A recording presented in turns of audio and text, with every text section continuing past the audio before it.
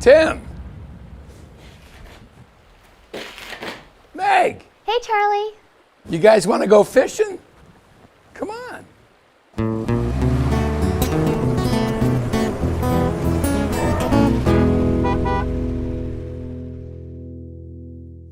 Welcome to another episode of Travels with Charlie, Vermont Politics in Real Life. And we're in rural Vermont today discussing Chittenden County versus rural Vermont. And my guests are from Chittenden County, Senator Tim Ashe, along with Meg Hansen from the YCN network. She's the host of Dialogues with Meg Hansen. Thank you both for being with me today. And we're going to do a little fishing here and have a little conversation too about the disparity, the differences between much of rural Vermont and Chittenden County.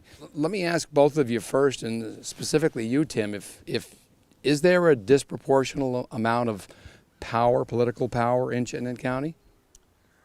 I'm not sure about political power. I think that the economy of northwestern Vermont, which is not just Chittenden, but also Franklin County, it's undeniable that they have a strength and resilience, whereas many of the other counties, more rural counties, are more vulnerable, especially, let's say, if one large employer closes, it can have a huge ripple effect on a community. The issue is really about how we marry the interests of Chittenden County and Franklin County with the rest of the state, because really Chittenden County succeeds in part because of rural Vermont. Sure. Rural Vermont, its future is largely dependent on some of the current economic centers like Burlington, St. Albans, South Burlington, and so on. So Chittenden County itself has a lot of people living relatively rural lives. Sure.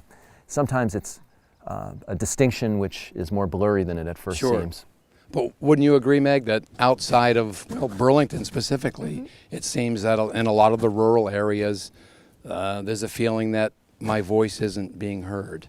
I agree. I like what Senator Ashe said about bringing together, and this bridge here is a wonderful metaphor to come together when you look at Northwest Vermont and the rest. I think the goal should really be to foster urban-rural solidarity. So I think that before we can talk about how can we bridge the divide between urban and rural, we should understand, or at least we should establish, a shared standard of value.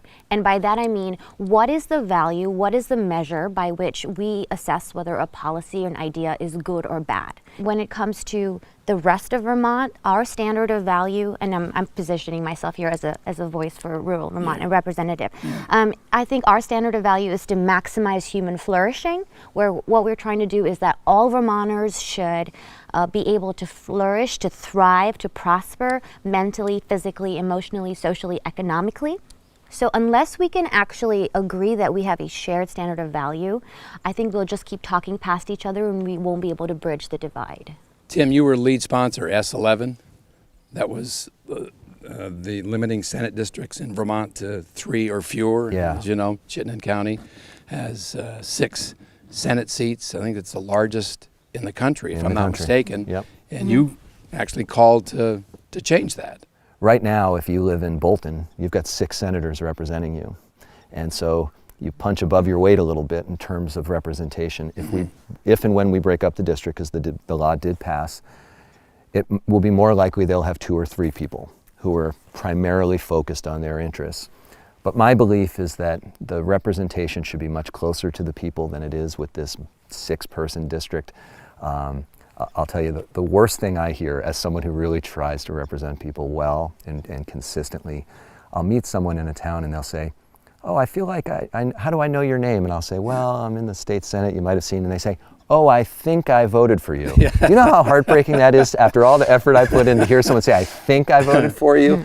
So I don't think it should be like that. I think people should really have a much clearer sense of who it is that represents them and what they're advocating for so they can hold them accountable. But I think it will also, it'll shine a little bit more light on the diversity of Chittenden County when it is broken up.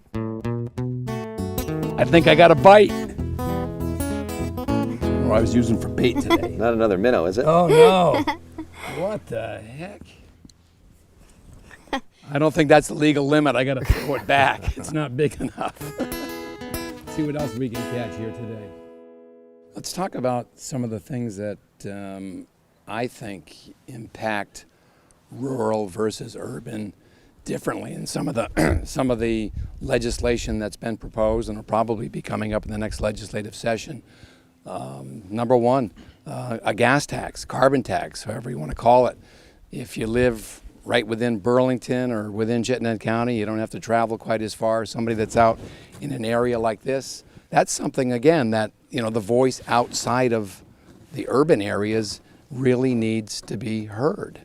Well, I agree, but you know, this particular issue around carbon taxes and efforts to fight climate change are particularly susceptible to people creating divisions right out of the gates, to prevent action for either ideological reasons or just plain political reasons. Well, it is a tax. I mean, it's a tax but is hard to swallow. But there's no proposal that I'm aware of that is being taken up that is a gas tax, and yet the last two elections, one party has accused certain legislators of supporting one that didn't even exist. The real question is, do we want to do something to fight climate change? And I think most people in Vermont believe the answer is yes. How to do it becomes the challenge. Right.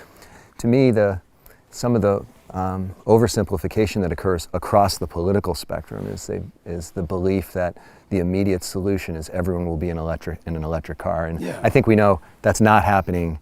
You know, there'll be more of them. Well, maybe not immediately, but over time there will be more. But in the meantime, if you don't have a lot of money, you're not buying a Tesla. Yeah. And so one of the things we've been trying to do, and we started this last year, is put money to help low-income people get into just plain more efficient vehicles. Get them into something that saves them money while also being better for the environment. I'm just taking it all in, and this is what I meant in the beginning, which is why I wanted to clarify the two different standards of value. If your goal is I want to minimize human impact on the environment, then you're casting human beings as polluter parasites. Any impact that human beings have on the environment is then intrinsically immoral and bad. And so then if that is your standard of value, climate change will be your number one priority. However, if you move into maximizing human flourishing and you understand that human beings survive and can only hope to thrive by impacting the environment. I mean, we use our technology and creativity to take what is naturally a dangerous, naturally a dirty climate, and we make it safe and healthy for ourselves. If we understand that, then we can stop demonizing the fact that we are emitting carbon dioxide, or so we know it was 0.3%, it's become 0.4%. So to the extent to which that increase and any other future increase hurts human beings, that should be our number one priority, and then we can look at solutions and then we can move forward. Now, this does not mean that we want to pillage and pollute the place. No, right? Because you want to preserve air quality, soil quality, water quality. That is integral to human flourishing. If that is your standard of value, then the conversation that we would be having will be completely different. Oh, I got another bite. Oh, this could be the big one. Oh man, it's putting up a fight. I don't know how you do it, Charlie. Whoa. I'm not exactly sure what kind of fish that is. Well, when you put your beef jerky on it, I thought you'd pull up something weird. We'll throw that back in too. Poor thing. What are we doing to attract more people to rural Vermont? It seems again that when people think of moving to a state, it seems like a lot of them want to, because that's where all the action is, that's where the jobs are. How can we attract more people to rural Vermont? Obviously, we're all going to benefit from that. Well, a couple of things, and none of these are panaceas. They're strategies to try to help.